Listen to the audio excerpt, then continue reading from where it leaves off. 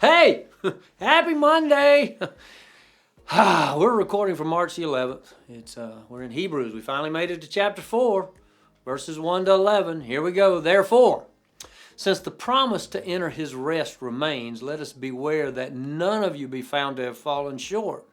For we also have received the good news just as they did, but the message they heard did not benefit them, since they were not united with those who heard it in faith. For we who have believed enter the rest, in keeping with what he has said. So I swore in my anger they will not enter my rest, even though his works have been finished since the foundation of the world.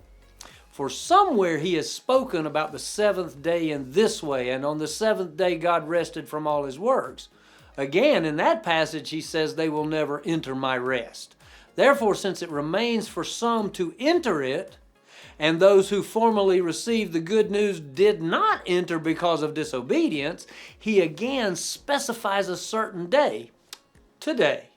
He specified this speaking through David after such a long time. Today, if you hear his voice, do not harden your hearts. For if Joshua had given them rest, God would not have spoken later about another day. Therefore, a Sabbath rest remains for God's people.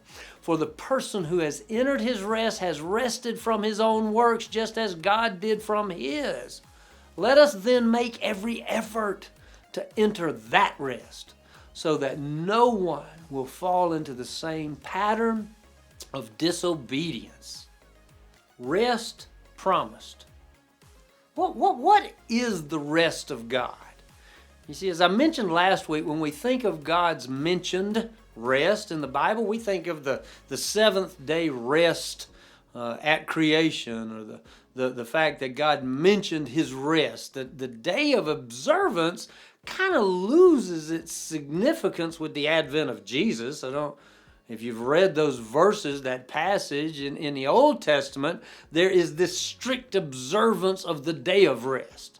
And yet Jesus said that the Sabbath was made for man, not man for the Sabbath. You see, the Sabbath is for us. It represents our rest. And yet in the New Testament, Jesus is our Sabbath. Jesus is the promised rest. You see, as we work through these 11 verses in the beginning of chapter 4, we're going to consider this as we work our way throughout this understanding of rest. We all need rest. God has promised, God has provided our rest. You see, I think of the cultural phenomenon that we have of the weekend. Why do we put so much emphasis on the weekend? Is it because the labor movement in America designated a 40-hour work week so that we could have 2 days to play? I don't know. What I do know is that as we consider this passage, as we work our way through this passage, we'll explore what I mentioned a moment ago, is that God gives us rest. He gives us rest from what?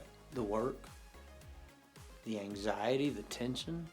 See, we'll explore what we consider to be work and what God considers to be work. And if we're not careful, we may find that we have God's rest even when we're at work. Whew! We'll see you tomorrow.